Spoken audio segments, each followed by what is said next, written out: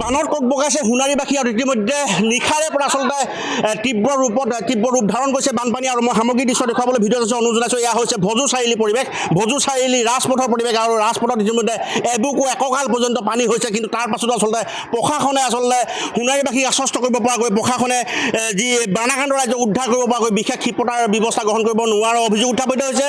আৰু প্ৰশাসনে যিকেইটা আচলতে হেল্পলাইন নাম্বাৰ তেওঁলোকে দিছিল, হেল্পলাইন নাম্বাৰত ইতিমধ্যে ব্যৱস্থা গ্ৰহণ নকৰাৰ অভিযোগ উত্থাপিত হৈছে। মোৰ স্থানীয় ব্যক্তি আছে, মই আপোনাৰ ওচৰলৈ আহিছোঁ। নিশাৰে পৰা যিহেতু নেকি বানৰ প্ৰকোপ বৃদ্ধি পালে, তাৰ পাছত আচলতে প্ৰশাসন ক'ৰবাত আচলতে ফেইলাৰ হৈছে নেকি, প্ৰশাসন ক'ৰবাত বিফল হৈছে নেকি? হয়, আমি ৰাতি 10টা বজাৰ পৰা আমি ইয়াত আছোঁ। পানী ইমানেই বাঢ়িছে, পানী বঢ়াৰ পাছত আমাৰ দোকান ব্যৱসায় প্ৰতিষ্ঠানবিলাক ভাঙি চুৰমাৰ হৈ গৈছে, চুৰমাৰ হৈ পানীত মানে ডুবি গুচি গৈছে। তাৰ পাছতো আমি এজন প্ৰশাসনৰ বিষয়া আমি ইয়াত লগ নাই পালোঁ। প্ৰশাসনক আমি ইয়াৰ পৰা আহ্বান জনাইছোঁ আপোনালোকৰ পৰা যে প্ৰশাসন আছে বুলি আমি আচলতে ভাবিবলৈ বাধ্য হৈ গৈছোঁ যে প্ৰশাসন ক'ত। আজি ইমান অৱস্থা মানুহৰ হাহাকাৰ অৱস্থা, পানী আপুনি ক'ব নোৱাৰে, আপুনি সোমাই যাব নোৱাৰে, পানীত ইমান সোঁত, পানীত মানুহ বেমাৰী, মানুহ ঘৰত আবদ্ধ হৈ আছে, কিন্তু ইয়াত প্ৰশাসনৰ কোনো নাই, ছিষ্টেম নাই। প্ৰশাসনৰ কোনো নাম্বাৰ এটা হেল্প নাম্বাৰ দিছে, হেল্প নাম্বাৰত ফোন নালাগে। আমাৰ দোকান পোহাৰ ভাঙি চুৰমাৰ হৈ গ'ল, এতিয়া ৰাতিপুৱা হৈ গ'ল, কিন্তু প্ৰশাসনৰ কোনো মুৰব্বী নাহিলে। আৰু আমি চৰকাৰক আমি ইয়াৰ পৰা আহ্বান জনাইছোঁ যে প্ৰশাসনে ক'ত আছিলে ইমান দেৰি। প্ৰশাসন যে আমাৰ মাজত নাই, আমি পাব্লিক আমি এতিয়া হাৰাশাস্তি, মানুহ আপোনাক চাওক, মানুহ ঘৰত সোমাই থাকিব পৰা নাই, ইমান পানী বাঢ়িছে আৰু কিমান যে পানী বাঢ়িব তাৰ আশংকা হৈ গৈছে মানুহে। সেয়ে আমি আপোনালোকৰ চেনেলটি থৰে বিচাৰোঁ যে প্ৰশাসন অতি শীঘ্ৰে আহি আমাক ব্যৱস্থা কৰি দিয়ক। আমাৰ দোকান পোহাৰ ইয়াত মানুহ আবদ্ধ হৈ আছে, মানুহ এতিয়াও আমাক ফোন কৰি আছে, তেওঁলোকে ওলাই আহিব পৰা নাই, বুঢ়া বুঢ়ী বাচ্চা বহুত জীৱ জন্তু, মানে ক'বলগীয়া নাই, মানে এনেকুৱা পৰিস্থিতি সোণাৰীত আজিলৈকে দেখাও নাই। আৰু এই পৰিস্থিতিত যে প্ৰশাসনে আমাক যেনেধৰণে সহায় কৰিব লাগিছিলে তাত বিফলতা হৈছে। আমি প্ৰশাসনক ইয়াত ধিক্কাৰ দিছোঁ আৰু অতি শীঘ্ৰে যাতে প্ৰশাসন আহি এতিয়াও যিবিলাক মানুহ আবদ্ধ হৈ আছে তেওঁলোকক আনি অতি শীঘ্ৰে ব্যৱস্থা কৰক। হয়, এয়া আছিল তেওঁলোকৰ মন্তব্য। মই সামগ্ৰিক দৃশ্য দেখুৱাবলৈ ভিডিঅ' অনুৰোধ আমি অকণমান আগবাঢ়ি যাবলৈ চেষ্টা কৰিছোঁ, যিহেতু নেকি যথেষ্ট পানী ইতিমধ্যে সোঁতৰ বেগো আচলতে যথেষ্ট বৃদ্ধি পাইছে।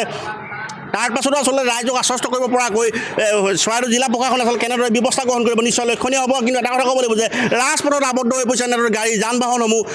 নিশাৰ পৰা আচলতে আকস্মিকভাৱে বানৰ প্ৰকোপ বৃদ্ধি পাইছে। তাৰ পাছত প্ৰশাসনে আচলতে যেনেদৰে উদ্ধাৰ অভিযান আৰম্ভ কৰিছিল তেনেদৰে হয়তো উদ্ধাৰ অভিযান কৰিব নোৱাৰা অভিযোগ উত্থাপিত হৈছে। আৰু এটা কথা ক'ব লাগিব, SDRFৰ মাত্ৰ 6খন নাও চলি আছে, 6খন নাৱে সমগ্ৰ সোণাৰী ৰাইজক কেনেদৰে উদ্ধাৰ কৰিব।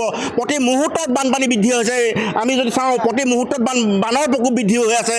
প্ৰতিটো মুহূৰ্তত ইতিমধ্যে ভজু চাৰিআলিত ইতিমধ্যে এডিঙি পৰ্যন্ত পানী হৈছে, এবুকু পৰ্যন্ত পানী হৈছে।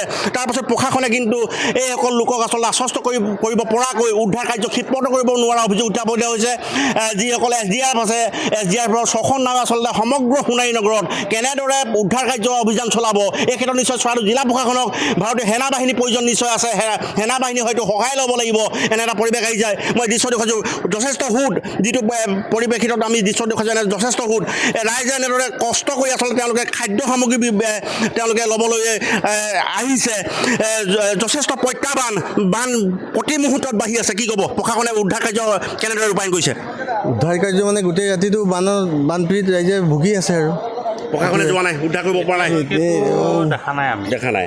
ভিতৰত বহুত আবদ্ধ হৈ আছে, এতিয়াও আবদ্ধ হৈ আছে। ভিতৰৰ অঞ্চলত পৰিৱেশ আৰু বেয়া।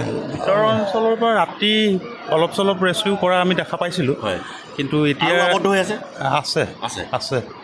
এতিয়া ৰাইজসকল ক'ত অৱস্থান গ্ৰহণ কৰিছে? যিহেতু সমগ্ৰ সোণাৰী বুৰি গৈছে, ৰাইজে ক'ত অৱস্থান গ্ৰহণ কৰিছে? আলিৰ ৰাস্তাৰ মাজত। এই যে ৰাজপথত আছোঁ আমি, ৰাজপথত এতিয়া এবুকু পৰ্যন্ত পানী হৈছে। মানুহ থকাৰ জেগা নাই, মানুহৰ ঘৰৰ বস্তু বাহনি মানুহে বচাবই নোৱাৰিলে। যিটো অৱস্থা, মানুহটো যেনে তেনে ওলাই আহিছে আৰু ঘৰৰ বস্তু ঘৰতে থাকিছে। মানুহৰ পিন্ধা কাপোৰো নাইকিয়া হৈ গ'ল এই অৱস্থা। আমাৰ মাৰ্কেটতে পানী সোমা আচলতে যথেষ্ট অবৰ্ণনীয় পৰিৱেশ। আৰু এইটো অবৰ্ণনীয় পৰিৱেশত আচলতে চৰাইদেউ প্ৰশাসনে কেনেদৰে মোকাবিলা কৰিব, এই প্ৰত্যাহ্বানক আচলতে চৰাইদেউ জিলা প্ৰশাসনে কেনেদৰে মোকাবিলা কৰিব, আচলতে খন্তেক সময়ৰ পাছতে স্পষ্ট হৈ পৰিব। হয়,